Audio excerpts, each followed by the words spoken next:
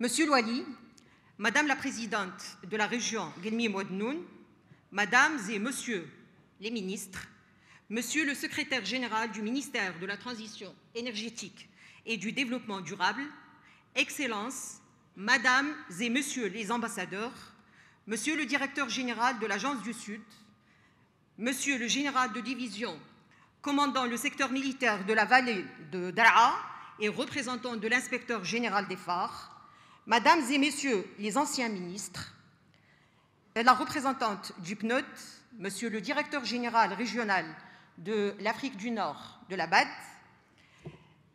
Monsieur le Directeur de l'Office national de l'électricité et de l'eau potable, que je remercie énormément parce qu'il a fait le voyage en voiture, tout comme si Badriken. Merci pour la fatigue qu'on vous a donnée et pour le plaisir et l'honneur que vous nous faites.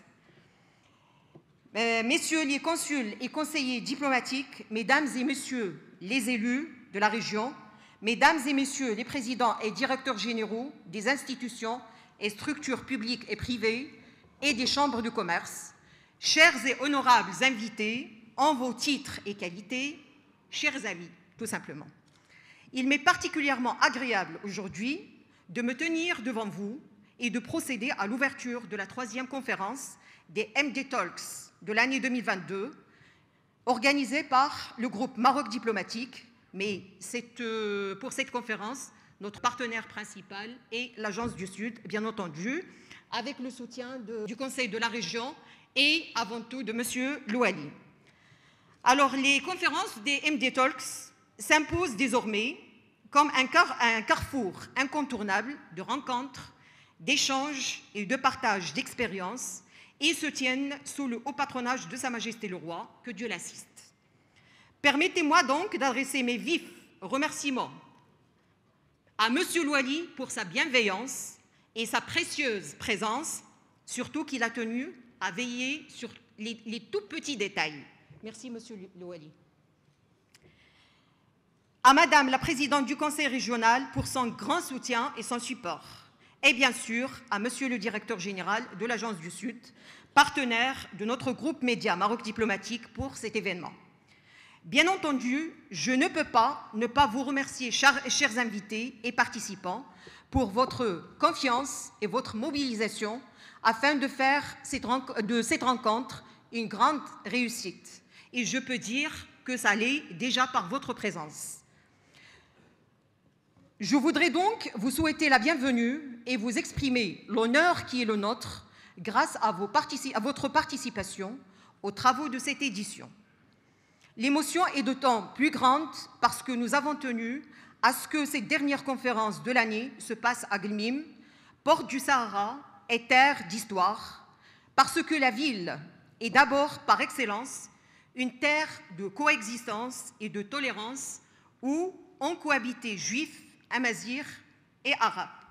La capitale de la région Ouadnoun était aussi le centre caravanier le plus important du nord du Sahara, lieu d'échange et de commerce entre sédentaires, nomades, montagnards et bien d'autres. C'est aussi une terre qui regorge de ressources et de potentialités, notamment en matière d'énergie verte, sujet central de cette thématique. Excellences, Mesdames et Messieurs, faut-il rappeler qu'en 2009, le Maroc avait mis en place une stratégie énergétique nationale basée principalement sur le développement des énergies renouvelables et l'efficacité énergétique, visant à assurer son indépendance énergétique et à contribuer à la réduction des émissions du gaz. Dès lors, des projets de grande envergure ayant nécessité des investissements colossaux ont été lancés dans la perspective d'atteindre la souveraineté énergétique d'une manière qui renforce la sécurité stratégique du pays, tout en s'appuyant sur ses atouts naturels, de par sa situation géographique dans la production d'énergie propre. Dans ce sens, le Maroc qui parie sur la réduction de sa dépendance aux énergies fossiles importées, représentant 85% de ses besoins, sachant que le pétrole vient en premier, suivi du charbon puis du gaz, s'est fixé des objectifs clairs, principalement pour porter la contribution des énergies renouvelables au mix énergétique national à 52% d'ici 2030. Par ailleurs, le rapport sur le nouveau modèle de développement, qui appelle à une réforme profonde du secteur énergétique, a mis l'accent à plusieurs reprises sur la nécessité de relever le pari d'un Maroc champion de l'énergie compétitive et verte qui ferait du Royaume une référence en termes de mode de production décarboné, responsable et durable. Sur un autre volet, cela permettrait aussi, comme mentionné dans le rapport, d'élargir l'accessibilité de l'offre exportable marocaine au marché porteur et d'attirer sur le territoire national des investisseurs étrangers en quête d'opportunités dans les secteurs de l'économie verte. Pour ce faire, il faudrait bien profiter des révolutions technologiques en cours et développer un marché ouvert à l'investissement national et étranger. Or, le monde entier connaît de grandes perturbations qui font que l'économie mondiale s'en trouve chancelante au rythme d'un déséquilibre inflationniste et de l'incertitude d'un avenir sans visibilité aucune. En effet, la crise est due en partie à la relance économique mondiale post-Covid qui a boosté la demande en énergie et à la guerre en Ukraine, bien entendu, et ses répercussions sur le marché mondial des énergies. Cette crise énergétique est appelée à s'accélérer dans le futur avec le changement climatique et la nécessité de décarboner le monde. Fort heureusement, l'engagement du Maroc dans les énergies renouvelables dès 2009 a démontré toute sa pertinence de la politique de diversification des ressources d'énergie engagée depuis cette année. Le Royaume dispose de marge de manœuvre pour maintenir l'équilibre entre l'offre et la demande. En conséquence, la crise actuelle doit surtout être un facteur d'accélération du processus de réalisation des projets d'énergie renouvelable.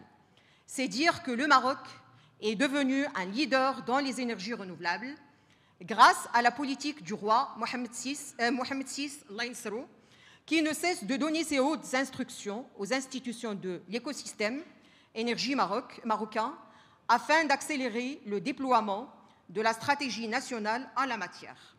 Le Maroc vise ainsi à consolider son positionnement à l'échelle continentale et régionale, conscient que la clé du développement en Afrique est une énergie fiable et durable, d'où l'appel de Sa Majesté à la mobilisation collective du continent africain. Ainsi, sous le leadership de Sa Majesté le roi Mohamed VI, que Dieu l'assiste, le Maroc a mené une révolution des énergies renouvelables dont les réalisations et avancées accomplies en matière de production de l'énergie solaire et éolienne, ainsi que les perspectives prometteuses d'investissement qu'offre le Royaume dans ce domaine, contribuent à construire un positionnement international distinctif pour le Royaume en tant que partenaire éco-responsable, compétitif et neutre en carbone. C'est donc grâce au leadership royal que le Maroc a été en mesure de mettre en place une stratégie globale ayant permis une amélioration significative de l'efficacité énergétique dans le Royaume. Cette efficacité, qui est bien entendu l'une des conditions clés pour assurer la souveraineté énergétique du Royaume, et là, bien entendu, on ne peut pas ne pas parler du prestigieux prix du visionnaire en efficacité énergétique attribué à Sa Majesté le roi Mohamed VI à Washington au titre de l'année 2017 pour ses efforts en faveur du développement des énergies propres dans le Royaume lors du Forum mondial sur l'efficacité énergétique qui constitue aujourd'hui, avec les énergies renouvelables, une nouvelle révolution dans le secteur énergétique de par l'évolution technologique qui assure une corrélation entre ces deux composantes. Excellences, Mesdames et Messieurs, le choix de nous réunir aujourd'hui à Gmim n'est pas fortuit. Les régions du sud du Maroc bénéficient d'un gisement en énergie renouvelable exceptionnel et connaîtront sur la prochaine décennie le développement d'un important portefeuille de projets éoliens, des projets pour le renforcement ou le développement du réseau de transport. Aussi faut-il saluer l'Office national de l'électricité et de l'eau potable pour le travail salutaire qu'il effectue pour contribuer au développement de nos provinces du Sud, ainsi qu'au renforcement de leur rayonnement comme centre économique et comme trait d'union entre le Maroc et son prolongement africain. Les énergies renouvelables sont au cœur de toute stratégie visant à atteindre les objectifs climatiques des pays, tout en soutenant la croissance économique, l'emploi et les créations de valeur intérieure. Comme nous le constatons tous, jour après jour, nos provinces du Sud connaissent le développement de très grands projets structurants dans plusieurs secteurs. Et je cite un extrait du discours de Sa Majesté, que Dieu l'assiste. Cette stratégie, à savoir la stratégie énergétique nationale, rigoureuse et prometteuse, ne peut être mise en œuvre avec succès que par la mise à niveau des ressources humaines et l'encouragement de la recherche scientifique. Elle fait également appel à toutes sortes de partenariats entre les secteurs publics et privés, ainsi qu'à une large adhésion des citoyens et des composantes de la société civile. C'est à l'occasion des premières assises nationales de l'énergie à Rabat, le 6 mars en 2009. Alors j'annonce donc l'ouverture de la conférence et vous souhaite une excellente journée. Merci.